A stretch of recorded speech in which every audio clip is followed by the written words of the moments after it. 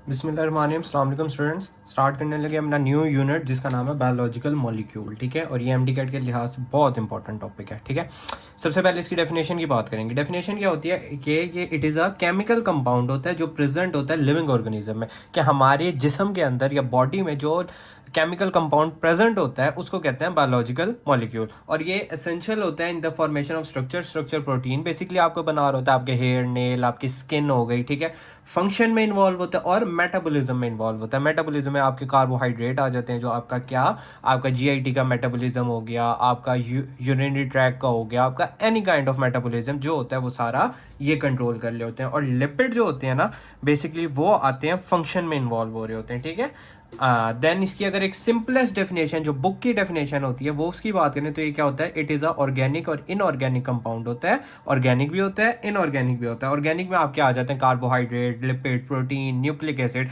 Inorganic में आपके आते हैं सोडियम, पोटाशियम, मैग्नीशियम, फ्लोराइड।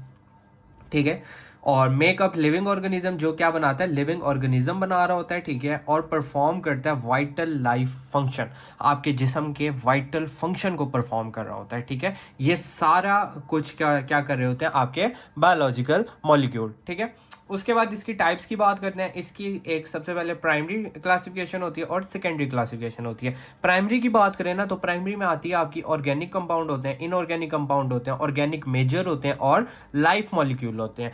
जो सेकेंडरी की क्लासिफिकेशन आती है ना उसमें फिर दो तरह की होती है, मैक्रो मॉलिक्यूल और माइक्रो मॉलिक्यूल। मैक्रो से याद रखना कि लार्ज, बड़ा, मैक्रो। ठीक है, मैक्रो से क्या, लार्ज मॉलिक्यूल जो होते हैं वो होते हैं मैक्रो मॉलिक्यूल। लार्ज कौन से होते हैं, आपका प्रोटीन, डीएनए। ठीक है, और जो माइक्रो मॉलिक्यूल होते हैं स्मॉल मॉलिक्यूल होते हैं, यानी छोटे छोटे मॉलिक्यूल आपस में मिलकर एक लार्ज स्ट्रक्चर बनाते हैं जिसको क्या कहते हैं, माइक्रो मॉलिक्यूल। ठीक है, उसके बाद आ जाए ऑर्गेनिक मॉलिक्यूल पे। ऑर्गेनिक की बात करते हैं। ऑर्गेनिक में क्या क्या आ जाते हैं, ऑर्गेनिक बेसिकली वो मॉलिक्यूल होते हैं जिसमें कार्बन होता है। ऑर्गेनिक मॉलिक्यूल क्या होता है, जिसमें कार्बन होता है। कार्बन कंटेनिंग मॉलिक्यूल को हम कहते हैं ऑर्गेनिक मॉलिक्यूल। और ये क्या होते हैं, कॉम्प्लेक्स होते हैं और लार्ज होते हैं। ठीक है, कार्बन होता है और कॉम्प्लेक्स होते हैं और लार्ज मॉलिक्यूल होते हैं, जिसको कहते हैं ऑर्गेनिक मॉलिक्यूल। ऑर्गेनिक में आपके आते हैं carbohydrate, lipid, protein, nucleic acid. ठीक है, एसेट्रा एसेट्रा, ये सारी चीज़ें किस में आ जाती हैं, ऑर्गेनिक मॉलिक्यूल में। ठीक है, अच्छा, ऑर्गेनिक मॉलिक्यूल में सबसे पहले हम पढ़ते हैं कार्बोहाइड्रेट को। कार्बोहाइड्रेट क्या होता है, carbohydrate is a source of energy. Carbohydrate की अगर हम आगे नेक्स्ट लेक्चर में इंशाल्लाह इसकी डिटेल पढ़ेंगे, इसमें आते हैं फिर आगे मोनोसेक्राइड्स आते हैं, पॉलीसेक्राइड्स आते हैं, ओलिगोसेक्राइड्स आते हैं। ठीक है, ये सारी चीज़ें इसमें आ जाती हैं। और इसमें ग्लूकोज होता है, फ्रुक्टोज होता है, लैक्टोज होता है, मेनोज होता है। ठीक है, ये सारे आ जाते हैं कार्बोहाइड्रेट के। इसको हम इंशाल्लाह नेक्स्ट वीडियो में इसको डिटेल पढ़ेंगे, अभी जस्ट इसका ओवरव्यू हमने लेना है। कार्बोहाइड्रेट क्या होते हैं, सोर्स ऑफ एनर्जी, आपकी बॉडी में एनर्जी प्रोवाइड कर रहे होते हैं। कार्बोहाइड्रेट क्या होते हैं, आपकी बॉडी में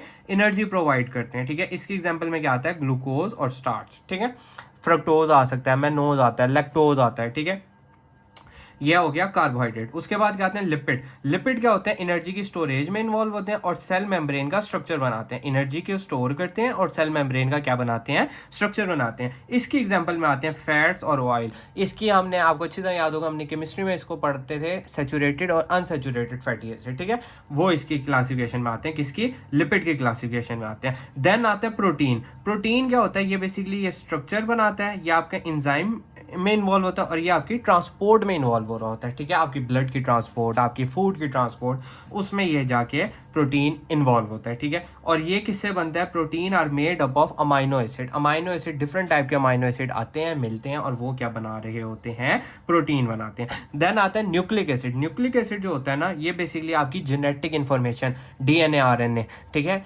आपकी जितनी भी जेनेटिक इन्फॉर्मेशन होती है ना, जब हम किसी का डीएनए कराते हैं तो वो सारी न्यूक्लिक एसिड उसमें इन्वॉल्व होता है। अब हम इसके एमसीक्यूज के हवाले से इसकी एक फंक्शन को पढ़ते हैं। फंक्शन हमने क्या पढ़ा कि कार्बोहाइड्रेट का हमने फंक्शन क्या पढ़ा, carbohydrate is a source of energy. Carbohydrate क्या प्रोवाइड करता है, एनर्जी प्रोवाइड करता है। स्टोरेज में हमने किसको पढ़ा था, स्टोरेज में हमने पढ़ा था लिपिड को। लिपिड क्या कर रहा होता है, स्टोर कर रहा होता है। ठीक है, और एनर्जी को स्टोर कर रहा होता है। अच्छा, उसके बाद हमने स्ट्रक्चर क्या बनाता है, स्ट्रक्चर में क्या, आपकी स्किन, हेयर, नेल, ये सारी चीज़ें बना रहा होता है प्रोटीन। प्रोटीन क्या बनाता है, आपके स्ट्रक्चर में इन्वॉल्व होता है। उसके बाद हमने जेनेटिक की इन्फॉर्मेशन पढ़ी कि जेनेटिक इन्फॉर्मेशन क्या होती है, आपकी बॉडी में जो भी आपका डीएनए वगैरह कराते हैं उसमें जो जेनेटिक इन्फॉर्मेशन होती है ना, वो इन्वॉल्व कर रहा होता है आपका न्यूक्लिक एसिड।